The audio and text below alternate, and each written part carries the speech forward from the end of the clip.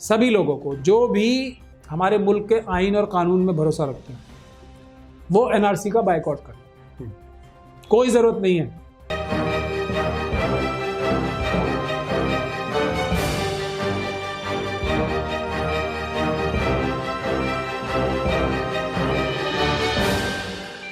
Hello, नमस्कार, आदाब, सत श्री अकाल और अस्सलाम वालेकुम। मैं मोहम्मद अहमद काज़मी लेकर आया हूँ आपका पसंदीदा कार्यक्रम आपके रूबरू। अब जो देश में बड़ी खबर है, जो पार्लियामेंट में, पार्लियामेंट से बाहर पूरे देश में कहीं खुशियाँ मनाई जा रही हैं, कहीं प्रोटेस्ट हो रहे हैं, वो है citizen amendment bill, citizenship amendment bill 2019।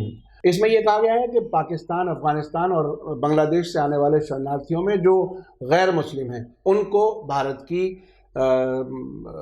नागरिकता दी जाएगी, सिटीजनशिप दी जाएगी। इसको कई लोग अलग अलग तरीके से देख रहे हैं। मेरे साथ इस वक्त कानून के बड़े जानकार, सोशल एक्टिविस्ट, वकील महमूद प्राचा साहब हैं, जो बहुत से कानूनी इश्यूज़ पर हम उनसे अक्सर बात करते हैं और आपके सामने रूबरू कराते हैं।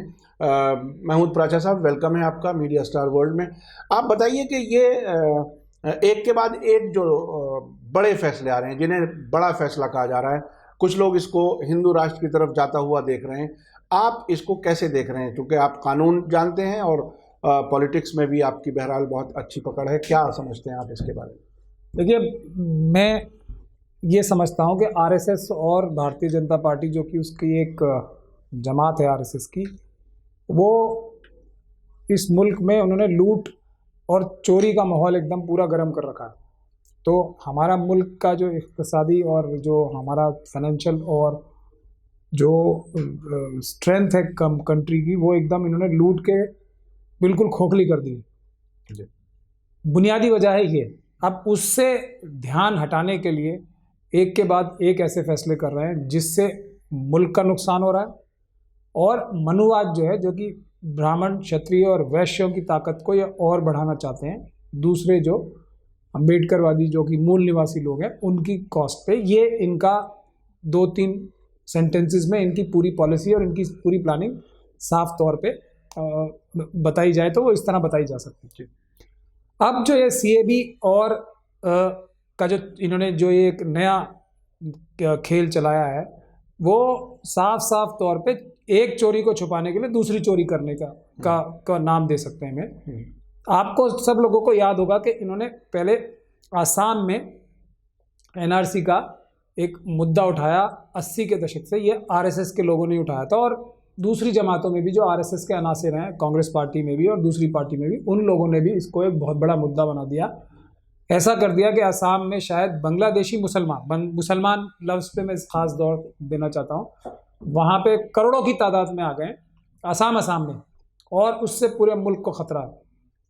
अब हुआ क्या, जब सुप्रीम कोर्ट तक को झूठ बोल के इन्होंने झूठे एफिडेविट फाइल किए, गवर्नर्स ने, होम मिनिस्टर्स ने, जो आरएसएस के लोग थे, जिस पार्टी में भी थे, सब ने एक ऐसा माहौल बना दिया कि करोड़ों मुसलमान जो हैं बांग्लादेश से आसाम में घुसा। वो चोरी इनकी पकड़ी गई। एनआरसी जैसे ही कंप्लीट हुई, उससे वो चोरी उनकी साफ तौर पे पकड़ी गई। लेकिन इसका नतीजा क्या हुआ? पूरे नॉर्थ ईस्ट में जो है, एक तो एनआरसी के खिलाफ, बांग्लादेशियों के खिलाफ माहौल बनाया पूरे मुल्क में इन्होंने, और मुसलमानों की नफरत पे वोट लिए पूरे मुल्क में। एक चीज़ ये हुई। लेकिन जब एनआरसी का रिजल्ट आया तो वो तो हिंदू मुसलमान कर रहे थे वहाँ पे भी, आसाम में। तो एनआरसी का रिजल्ट खुल के आने से क्या हुआ कि पता लगा कि मुसलमानों की संख्या जो थी, वो जो एनआरसी आसाम में हुई, उसमें बहुत कम थी। तो अब जो नॉर्थ ईस्ट के लोग हैं, उनकी बात अपनी जगह जायज़ है कि वो ये नहीं चाहते कि जो वो उनकी ज़्यादा, अब उनको नज़र आया कि जो नॉन मुस्लिम, जो सो कॉल्ड बांग्लादेशी हैं या जो भी हैं, वो ज़्यादा हैं वहाँ पे आसाम में। तो अब पूरे नॉर्थ ईस्ट में एनआरसी की ज़बरदस्त मुखालफत हो रही है। एनआरसी की चोरी की, जो बीजेपी ने उनके साथ इतना बड़ा धोखा किया वहाँ पे कि मुसलमानों का नाम लेके असल में उन्होंने राजनीतिक सत्ता भी हटिया ली, और वहाँ पे अब ये कह रहे हैं कि हम जो वहाँ पे जो नॉन मुस्लिम लोग हैं, जो नॉर्थ ईस्ट में आ गए हैं, उनके लिए हम सीएबी ला रहे हैं। इससे बहुत बड़ी मुखालफत हुई है पूरे नॉर्थ ईस्ट में, और इसीलिए आप लोगों को पता होगा जो सीएबी है वो नॉर्थ ईस्ट में एप्लीकेबल नहीं है, ये सीएबी में प्रोविजन है। कि इन अलाइन परमिट जहाँ पे लेके जाना पड़ता है, और जहाँ पे जो ओरिजिनल इनहेबिटेंट्स रहते हैं, या जो ओरिजिनल जो रहते हैं वहाँ पे, उन पे ये लागू नहीं होगा। मगर नॉर्थ ईस्ट के लोग इनकी चोरी और इनकी जो झूठ बोलने की बुनियादी एक सिफ्त है वो समझ चुके हैं, इसलिए पूरे नॉर्थ ईस्ट में आज अगर आप देखेंगे इतनी बड़ी मुखालफत हो रही है, शायद मुल्क के दूसरे हिस्सों में नहीं हो रही है, क्योंकि वहाँ इनकी चोरी पकड़ ली है उन लोगों ने। इसीलिए शायद बीजेपी वाले कह रहे हैं कि आप प्रोटेस्ट मत करो, आपको हमने उसमें नहीं किया। नहीं, अब नॉर्थ ईस्ट वाले ये समझ रहे हैं कि जो भी बात ये बोलते हैं वो झूठी होती है। कम से कम हमारे मुल्क का एक खित्ता तो अब ये जानता है कि ये जो भी बात बोल रहे हैं, जो भी मीठी बात बोलते हैं, उसके पीछे कोई बहुत बड़ी साजिश होती है। तो आप नॉर्थ ईस्ट में कितने ज़बरदस्त प्रोटेस्ट हो रहे हैं वो देख सकते हैं। दूसरी, ये जो इन्होंने जो ये CAB का एक नया जो एक फ्रॉड मुल्क के सामने पेश किया है, उसको बेनकाब करने के लिए मैं एक ही सेंटेंस कहना चाहता हूँ। हमारे मुल्क में हज़ारों साल से एट्रॉसिटीज़ हो रही हैं, जुल्म हो रहे हैं। जिन जुल्मों के लिए ये CAB ला रहे हैं, वैसे ही जुल्म हज़ारों साल से मनुवादी जो सोच के लोग हैं, ब्राह्मण क्षत्रिय वैश्य जो अपने आप को अपर कास्ट सोच रखते हैं, वो SC ST और OBC पे हज़ारों साल से जुल्म कर रहे हैं। तो कौन सा CAB हम ला रहे हैं इनकी हिफाजत करने के लिए, वो देखना बहुत ज़रूरी है। SC ST एक्ट जो है फेल कर दिया इन्होंने, सुप्रीम कोर्ट तक से फैसला आ गया कि इसको डाइल्यूट करना चाहिए। तो ये है असली बात। अगर इनको इतनी मजलूमों की परवाह है, इन मनुवादियों को जिनकी सरकार आज RSS की मौजूद है, तो सबसे पहले तो SC ST और OBC के साथ जो जुल्म हो रहे हैं उसको ख़त्म करने के लिए क्या कर रहे हैं, अपने मुल्क के अंदर तो अपने गिरेबान में तो झांक ले पहले, कितने जुल्म कर रहे हैं ये SC और ST के साथ। माइनॉरिटीज़ की भाई बात ही नहीं कर रहा हूँ अभी मैं, पहले SC ST जिनको ये हिंदू कहना पसंद करते हैं, उनके साथ क्या जुल्म की इंतहा इन्होंने कर रखी है। उनको जानवरों से भी ज़्यादा बुरा समझते हैं ये, और हैं ये खुद जानवर। जो भी मनुवादी सोच के लोग हैं वो जानवरों से भी बदतर है। और वो जो जिनको ये जो अम्बेडकरवादी लोग हैं, जो मूल निवासी हैं, उनको जानवर कहते हैं ये।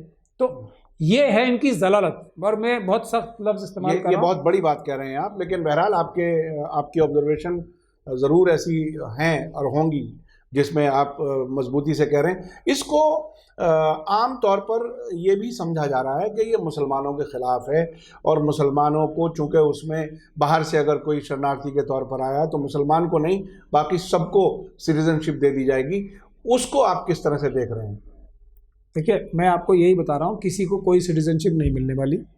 ये फ्रॉड है। ये सिर्फ NRC का जो इनका फ्रॉड नॉर्थ ईस्ट में पकड़ा गया, उसको कवर अप करने के लिए ये CAB ला रहे हैं। इस बात को समझने की बहुत बड़ी गुंजाइश और एकदम साफ साफ तरीके से समझना चाहिए। तो NRC किस लिए कर रहे हैं ये, ताकि जो देश में जो लूट मचा रखी है इस सरकार ने, उसको छुपाने के लिए NRC के एक ऐसे मुद्दे में, क्योंकि अब लोग कश्मीर में इतनी बड़ी ज्यादती कर दी 370 लगा के, और अब जो दूसरी जो ये ज्यादतियाँ करते जा रहे हैं एक के बाद एक, उससे भी काम नहीं चल रहा। लोगों का ध्यान भटक नहीं रहा है किसी भी हालत में, कि लोग भूखे मर रहे हैं। जब मुल्क में जो लॉ एंड ऑर्डर सिचुएशन है ज़मीन से भी नीचे चली गई है, रोज़ रेप्स हो रहे हैं, SC ST माइनॉरिटीज़ OBC के साथ क्या क्या जुल्म हो रहे हैं, तो उससे ध्यान भटकाने के लिए अब इन्होंने पूरे मुल्क की सतह पर एक ये नया एक कार्रवाई जो NRC की शुरू की थी, उसकी जो मुखालफत नॉर्थ ईस्ट में हो रही है, उसको रखने के लिए कि हम जो है इसमें जो नॉन मुस्लिम्स हैं उनको फिर भी हम प्रोटेक्शन देंगे। ये इसको इस तरीके से देखना चाहिए ना। तो और मैं आपके ही माध्यम सबसे पहले ये ऐलान करना चाहता हूँ कि मैं ये गुजारिश कर रहा हूँ कि सभी लोगों को, जो भी हमारे मुल्क के आइन और कानून में भरोसा रखते हैं, वो NRC का बाइकआउट करें। कोई ज़रूरत नहीं है, यानी उसमें हिस्सा ही ना लें। बिल्कुल टोटल बाइकआउट करना चाहिए। ये बहुत बड़ी बात है। ये इससे पहले भी NRC पर आपके हमने इंटरव्यू किए हैं और बहुत ही बारीकी से समझाया है। ये इस नतीजे पर पहुँचे महमूद प्राचा साहब, तो इसमें ज़रूर मैं समझता हूँ कोई पॉलिटिकल थ्रस्ट भी होगा, कोई आगे आने वाले वक्त में इसका फ़ायदा भी होगा। आप ये बताइए कि इसको क्यों कह रहा हूँ जी। हमने ये देखा है कि NRC जो असम में हुई, उसमें मैं समझता हूँ हज़ारों नहीं लाखों करोड़ रुपए खर्च हो गए बेशक, और ये सब करप्शन का पैसा किसकी जेब में गया? RSS वालों की जेब। एक तो इसलिए बोल रहा हूँ, हमारा मुल्क पहले ही इस वक्त बहुत ही नाजुक दौर से गुजर रहा है जी। फाइनेंशियल मतलब एकदम आप समझ लीजिए फाइनेंशियल बर्बादी के कगार पे खड़ा। बिल्कुल। उसमें ये एक और करप्शन का जो अपना ये एक और रास्ता ढूंढना चाहते हैं, पहली बुनियादी वजह मेरी ये है कि इससे निकलना कुछ नहीं है।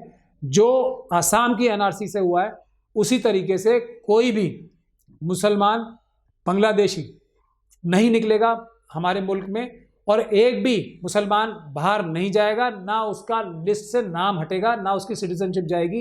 ये मैं पूरे दावे के साथ कह रहा हूँ, सब निश्चिंत रहें, कोई दिक्कत नहीं होने वाली है। ये कुछ नहीं कर सकते आरएसएस वाले मनुवादी, कुछ नहीं होगा, आप सब निश्चिंत रहें। मगर ये जो इन्होंने जो एक करप्शन का एक जरिया खोला है, इसकी वजह से पूरे मुल्क में लोगों को इसका बाइकआउट करना चाहिए। अच्छा, अगर क्योंकि कोई नतीजा नहीं निकला। आसाम से भी आप देख लीजिए, आसाम से कुछ निकला ही नहीं, अगर प्रोसेस शुरू कर दिया सरकार ने, तो फिर कोई एक कम्युनिटी के लोग या कुछ लोग अगर नहीं जाएंगे तो तब भी उनको क्या रुकावट आएगी, कैसे? क्या ऐसा नहीं लगता कि पॉलिटिकल पार्टीज को इसके लिए रोकने का कुछ प्रोटेस्ट या कोई रास्ता निकालना चाहिए? आम आदमी तो बहरहाल फिर आम आदमी है, अगर 2, 4, 10, 5 करोड़ लोग नहीं भी जाएंगे एनआरसी के में पार्टिसिपेट करने के लिए, तो कैसे वो फिर जिस मकसद तक आप ले जाना चाह रहे हैं वो कैसे मकसद पूरा हो? नहीं, मैं ये कोई एक कम्युनिटी से या एक फ़िरक़े से या किसी से गुजारिश नहीं कर रहा हूँ या अपील नहीं कर रहा हूँ। मैं पूरे मुल्क के जो भी लोग संविधान में यकीन रखते हैं, जो भी लोग कानून में यकीन रखते हैं, क्योंकि इस एनआरसी की एक्सरसाइज की मंशा वो मंशा नहीं है जो कि एक सिटीजनशिप का क्या एक रजिस्टर बनाने की होती है, जो कि ऑलरेडी मौजूद है। वोटर लिस्ट क्या है, जो पॉपुलेशन सेंसस होता है वो क्या है, वोटर लिस्ट क्या है, पॉपुलेशन सेंसस क्या है, दूसरा आधार कार्ड क्या है, ये सभी चीजें मौजूद हैं। राशन कार्ड है, दुनिया भर की तमाम चीजें मौजूद हैं। ये जो एक्सरसाइज है सिर्फ करप्शन की नज़र से है और मुल्क को उस तरफ से ध्यान हटाने की तरफ के लिए है जो इन्होंने पूरा मुल्क बर्बाद कर रखा है। तो इसका बाइकआउट मैं अपने कम से कम सभी मूल निवासी भाइयों से तो कर ही रहा हूँ, जो कि 85% है हम इस मुल्क में, वो तो कम से कम इसमें हिस्सा ही डालें। जहाँ तक CAB का सवाल है, उसमें जो सबसे बड़ी ऑब्जेक्शन ये होनी चाहिए कि बहुत सारे लोग समझा नहीं पा रहे हैं इसको, कि एक गुनाह अगर CAB में बुनियादी तौर पे ये बताया गया है कि इलीगल इमिग्रेंट जो है उसको एक गुनाह है इलीगल इमिग्रेंट होना, तो अगर वो किसी एक मजहब का होगा तो वो गुनाह उस पर आयद नहीं होगा। ये इसकी बुनियादी सबसे बड़ी कमी है। अगर वो मुस्लिम होंगे तो ये गुनाह है, मतलब कानूनी जुर्म है, और अगर मुस्लिम नहीं होंगे तो ये कानूनी जुर्म नहीं है। ये इसकी उनको वेलकम किया जाएगा, उसको वेलकम किया जाएगा। या ये मतलब एक जो चीज़ कत्ल करना IPC में जैसे जी, तो इसकी कानून में अगर गुनाह है तो गुनाह सबके लिए होना चाहिए। ये नहीं कि एक को ये कोई फैसिलिटी नहीं दी जा रही है, एक गुनाह को हटाया जा रहा है। तो उससे लिए वो है, ये है इसकी सबसे बड़ी तनकीद जो कि सब लोगों को करनी चाहिए कि मुसलमानों को छोड़ के अगर कोई इलीगल इमिग्रेंट है तो वो इलीगल इमिग्रेंट नहीं माना जाए। अच्छा, आप कानून के जानकार हैं, कॉन्स्टिट्यूशन के एक्सपर्ट भी हैं। ये जो प्रीएम्बल है, जो मुल्क का कॉन्स्टिट्यूशन है, उसमें सेकुलरिज्म को ख़ास एक अहमियत दी है। We the people of India से शुरू होता है कॉन्स्टिट्यूशन। ये जितने इस किस्म के काम हैं, ख़ासतौर पे CAB, इसमें बाकायदा कम्युनल रंग नज़र आ रहा है।